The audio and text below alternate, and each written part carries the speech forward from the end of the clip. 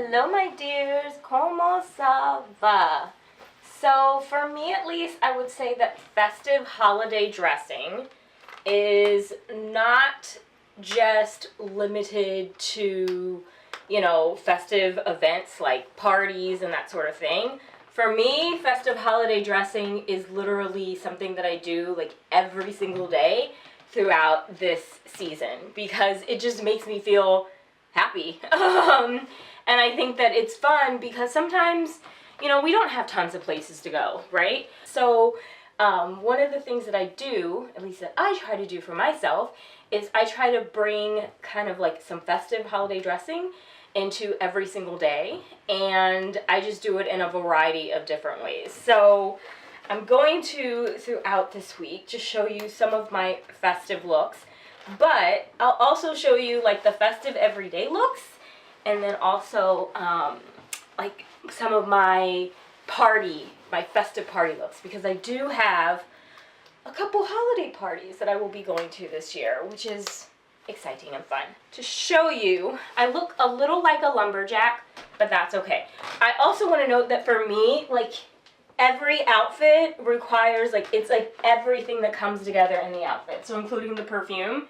So today I'm going to do my Dior New Look perfume.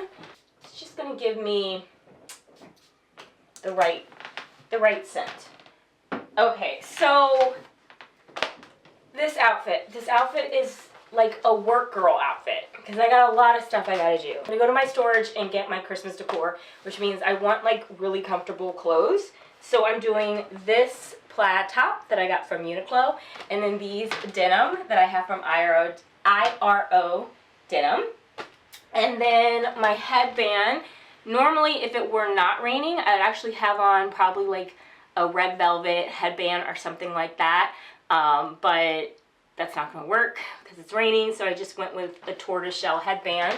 The thing about these pants is these pants are now big because I lost quite a bit of weight late last year, early this year, because I broke up with my boyfriend, as we all know, and the year has been stressful, and so the pants don't quite fit like they used to.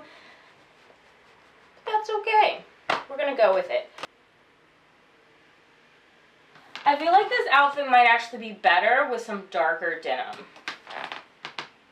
We're gonna swap out our denim, sorry. I think I'm gonna do IR denim, similar style, almost exact same style, just in black. So, and these fit better. These are just so big now that I've lost so much weight. Okay, I'm gonna change. Don't look at me. Yeah, that's better. Okay, so, yep, just gonna rewear the denim I was wearing a few days ago.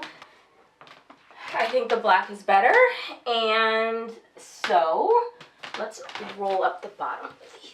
This is my Tumi slingback, and for my boots, because it is raining, I don't want to fall, and I'm gonna be, is it still raining? Yeah, it's still raining, at least a little. We're gonna just do my And Other Stories boots. So, this is the look. And of course, we'll do the coat and all the good stuff. So, that said, on y va, my loves. Let's go. Come on.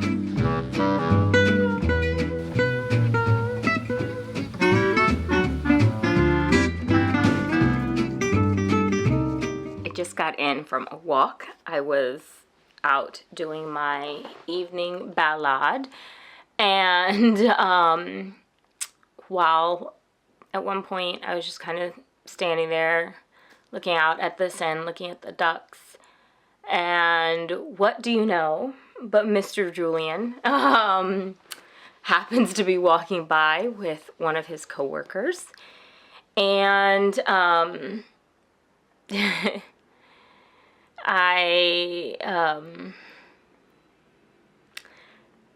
of course, you know, we chatted a bit and it was fine and whatever, but as I was walking back, it just made me think that, you know, when, you know, one of the tricky things, you know, about, one of the good things about being with somebody who is, you know, a native of your new country, your new home, is that, you know, when it comes to holiday time, you have like a built-in person to share the holidays with. So you know you're not going to be alone on the holidays. And that changes when that person is gone, obviously. Then it becomes thinking through, like, how am I going to spend the holidays? I don't want to be alone for Christmas, you know, that sort of thing. And you know, I was thinking about, you know, many of you said in response to my video where I was talking about my parents, you know, you're like, maybe I need to go back to the US, etc. And what was interesting is I read that as like, absolutely not, right? Like, that would not be a good thing for me to go back to the US. That would be a disaster. But one of the things about when you live in the same country as your family, whether you want to or not, you know, however you may feel, in whatever ways you may feel about them, you still generally, one of the benefits is that you have people you can spend the holidays with. Even if, and I'm not saying that it's always perfect, right? Like, you know, we may have these families and yet they're chaotic, but we still have them, right? But it was just interesting when I saw him, I thought to myself, like, oh, yeah, there's this person who I used to always know that I could spend the holidays with, and I knew that they were going to cook the turkey, and I knew, you know, these things, and, you know, those things, you know, are changing.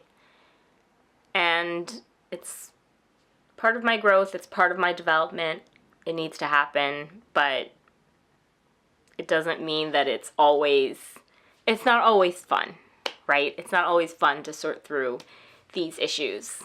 So, yeah. So I feel like this isn't going to surprise most of you to hear, but I totally plan out my outfits during the week. Like, I plan them out for the full week. And because it's holiday season, I am bringing festive outfits, festive dressing, because that's just what I feel like doing right now. And so I'm going to show you some of the outfits that I have planned out for the week. And then I'm also going to show you some more like festive, like party outfits, if you do have something to go or some place that you know, kind of fun that you're going to be. So, let me show you. Alright, so here's the first outfit. This is a skirt that I got from Balmain. The sweater is a Ralph Lauren Polo Bear, and this little collar is from Patou. I think the Ralph Lauren Polo Bear sweaters are just a really always easy way to make kind of anything look a little bit festive. I also think plaid is kind of like always a little bit festive, or tartan as they say, so I like kind of combining the two. And then for the shoes, I'm going to do some knee-high boots, and these are the little ones that Franco Sarto sent me. You know, the thing about a Balmain mini skirt is that it is going to be tight. It's going to, you know, really, you're going to see the booty, all the good things, but I do really like I think they're fun. So anyway, so this is kind of one way you could do this look. If you don't want to go with the mini skirt, the tight mini skirt, you know, I get you.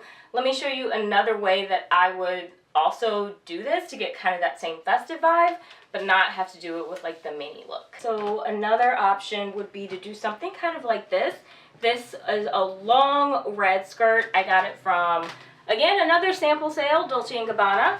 And I'm keeping everything the same, just the difference is I'm going with this long red skirt. And then for the shoes, I'm swap out a little bit for the shoes, and I'm gonna go with these Louboutin ankle boots, which I love. I got these boots so long ago. These are great boots. I feel like it gives you slightly like a, you know, like a prairie vibe if you're cool with that. but this is what it's kind of looking like. Oh no, my skirt's a little wrinkled on the bottom, sorry. I steamed it and I didn't know that I missed that part. But yeah, so this is it. This is kind of the second version of that outfit. Another one. Next holiday kind of outfit fit for you is this one. It is this cardigan that I got from J. Crew last year while I was in the US.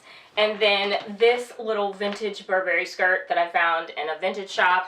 And as you see, I'm just doing like the red, the like gold buttons is kind of how my interpretation of holiday dressing. Just some knee-high boots, so we'll do these ones from Franco Sarto. Can you guys see my feet? So yeah, this is the look. And again, very casual, but still like festive outfit. I really think plaid, tartan for the holidays, it's like the easiest thing to do to kind of get you in that little holiday spirit. Okay, next up, this. I love this skirt. So this is a vintage skirt, Louis Farad. And you see it's floor length. It's 100% silk. So you can see that right here. Hand stitching. Just couture, beautifully made, right? Beautifully made. So, I feel like that this is just, because the skirt is so glamorous, it's really easy to kind of make the outfit feel a bit festive without doing too much. So the skirt, you already have this kind of glorious long skirt, and then I'm pairing it still with this exact same, you know, cardigan that I had on before. It gives the red, so it makes it feel a bit more festive. This is something where if I was having like a holiday dinner in my house, I would totally wear this, right? Because this balances perfectly like comfort and hosting and all of that kind of in between. The shoes I'd wear like this. These are Christian Louboutin. Bought them forever ago while I was in the US, obviously. All right, I've moved the camera back even more. So now, hopefully, because the skirt's so long, you might have difficulty seeing the shoes. So, does that make any better? The skirt's just really long, so you can kind of barely see them. But this is what it looks like. This is what it's all looking like. Okay, last fit, and we're gonna keep the skirt, but I'm gonna show you kind of a slightly way to dress it up if you're going to something that is more of a dressed up, like, wham party. Okay, this next look is gonna be quite niche, and so there are gonna be some people who are not going to like it, but that's okay, because, you know, a homegirl loves to have a little bit of fun. So this top is also vintage, same brand as the skirt, Louis Farad. And you've seen this top before. I think I've shown it in some other outfit videos. I really, really love this top. It's incredibly, hold on, came unbuttoned. It's incredibly delicate, so that is the one thing about this top. And obviously it has these giant shoulder pads, and then I have this gigantic skirt, and obviously with the top being a completely different fabric than the skirt, it might look like it doesn't go together. But to me, I don't know, something about this, I just look at it and I think like, gosh, I should be at a fancy party. So in the same shoes, the Christian Louboutins that I already showed you, I pair it with these. Look at how this skirt moves. Isn't it lovely? Isn't it so pretty? I could just stand here all day and just swish, swish, swish. I'm going to show you one more thing. I don't know if I've shown this before in a video. I'm going to show you one last thing that I would wear if I'm like really going out. Like if I'm going to like a New Year's Eve party. Actually, I did wear it one year to a New Year's Eve party, so I'm going to show it to you. Ladies, have I shown this dress to you before? Have you seen it? Have you seen the sparkly dress? Or is it just the one grainy Instagram picture from like 4 years ago? So this dress is Balmain. Again, purchased it during a sample sale. I think we're getting a theme. I like a good sample sale. This dress is, there are no words, right? It's stunning. I also wore it on my birthday one year. But I don't know if those pictures are public, because I was getting a little crunk. And the cool thing about this one is that it has a little hood. And as a girl, the girls with the curly hair know that you need to be protecting your hair in this weather. So sometimes I will do it like this. Wait, let me do it like that. So I'll do it like this. And then, again, same shoes. I think one year I wore this. You can do a lot with this dress. You can do just normal high heels, like the Louboutins, like this. You could do black. You could do, one year I did lace thigh-high boots. That was a look. I have on a sparkly bra actually underneath, so that it gives like it gives like extra sparkle. This is kind of, you know, if you're going big, darling, there's nothing bigger than sparkles.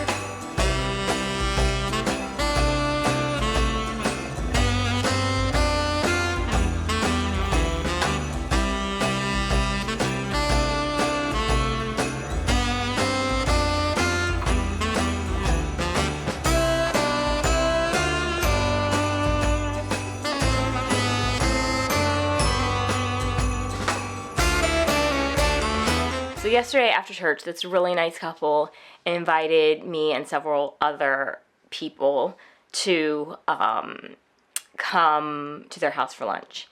And they live about 30 minutes outside of Paris by car, and so we're in their car. And the wife, she said, Adriel, you know, what are your holiday traditions here in Paris? And I was like, well, funny you should mention that. Do you want to know what they are, you know, what they use? I'll tell you what they used to be before I broke up. And I told her about kind of how we blended those, you know, French and very American traditions. And it was like, yeah, what are my traditions going to be? What are those new traditions going to look like? One of the things that I always used to do before when we were together is I always opened my home up to people who did not have someplace else to go for the holidays. So I really made that a point because I didn't want anyone to feel like they were spending it alone. But now it's kind of like, okay, I have to really think about what those new traditions are going to be for me. And to be completely frank, I don't know. I have no idea. But I do know that I am working through it. There's even something as small as like my going to get my Christmas decorations earlier than I ever did before, right? Because I would have to wait on him when he had time to go with his car and blah, blah, blah. Now I guess just like, I'm going to put them up now, right? Because I get to do that. And it's in my space. So there's that. But then, so there are like the little traditions that I'm going to be kind of working through and that I am working through as the season just like is progressing on a daily basis. But then also, there are going to be like the traditions of the day, of the holiday day. Where do I want to spend Christmas this year? Do I want to just host some people who don't have any place to go for Christmas? What does that look like for me? And, what does it look like when I wake up on Christmas morning and I don't have anybody to exchange gifts with, right? And especially, I'm telling you, when you're dealing with other cultures, It's a whole different, it adds a whole different level of, you know, kind of complexity, because also one of the things they were asking me yesterday, someone in the car was like, Adriel, what does a traditional Black American Christmas look like? And I was like, well, let me tell you. But, you know, so you're also dealing across like with, you know, she's Mexican, and she was telling me that like growing up, you know, Catholic in Mexico, like nothing really happens on the 25th. And I was like, that's crazy. Like, that's when the party's at, you know? So then it's like, if you're not hosting, then you're going to somebody else's house and you're having their cultural Christmas, which may not be aligned with your cultural Christmas, right? Or you're inviting them to your house and they're getting your cultural Christmas, right? So there's a level of just, there's trickiness to it, right? There's figuring, that is part of figuring out the tradition, is figuring out the culture and how you're going to kind of blend culture and that sort of thing.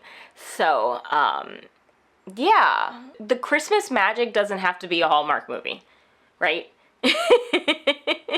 The Christmas magic that we create, and that's how I'm thinking about my traditions this year, the Christmas magic that I create is going to be on the basis of, you know, some of what I've already done, and then being open to things being different, being open to a different experience, and being flexible for that. That's really all I think I can do. So, yeah. Anyway, we'll figure it out. I'm going to show you, though. I'm going to end this video. Actually, I know exactly how I'm gonna show you my dad's hot chocolate recipe. What he always made for me every single morning as a little girl. My dad made me hot chocolate, okay? But he traveled a lot. So when he was traveling, my mom had to make the hot chocolate. There were many things I was my 3-year-old self was just very displeased with her about. And one of those was his outfits, and the other thing was the way that she made the hot chocolate. She did not know how to make the hot chocolate properly. So I'm going to show you how to make the hot chocolate properly based on how my dad made the hot chocolate when I was a little girl. Alright, so step 1 in making the perfect hot chocolate requires having the right tools. So first and foremost, you have to have this expensive pan. This is this is that French brand that makes the copper pans. I don't know what it is. You obviously don't have to have this particular pan, but like I have found this is the copper saucepan, and I have found that this is a very good pan for making hot chocolate in. So that's one, this expensive copper pan. Second thing is the whisk, the tiny whisk. You need the small whisk though, because it's a small pan. Your favorite mug. You need chocolate, darling. Chocolate. This is chocolate. This isn't chocolate powder. This is chocolate shavings, and this is 77% cocoa. This stuff comes from Belgium. Belgium, y'all, Belgium has some good chocolate. Belgium is Belgium. Belgium does chocolate right. And this is what, like, it looks like. Do you see it? It's like little, like, chocolate shavings, almost. Can you see it? I'm not really showing it. But it's like chocolate shavings, okay? So it's not chocolate powder. It's chocolate, like, shavings. Like, someone took a block of chocolate and, like, shaved it. You can also do that. You can buy a block of chocolate. I used to buy the chocolate at Whole Foods. You can buy that block of chocolate and you can do it with the grater. And that's that way. And then the last thing, last but not least, you need milk. I'm going to do oat milk because I like the way hot chocolate tastes when you do oat milk. But you can do as you want, my love. You can do as you want. So, let's make our hot chocolate. Okay, pour in our oat milk. little bit warm, not hot, not boiling or anything. I found though 2 Ice and teaspoons snow should be leaves me totally cold, but something's up each year in December. I love it like a miner loves gold. It's never about the presents, the turkey or the Christmas tree. It's all about that glow in my baby's eyes that lights a fire inside of me. My baby's just crazy about Christmas. Then you add your sugar. Listen to This that kid is, in the way she purrs. I think this is cane Something sugar. in the air this time of the year. She's crazy about Christmas, and I'm crazy about her.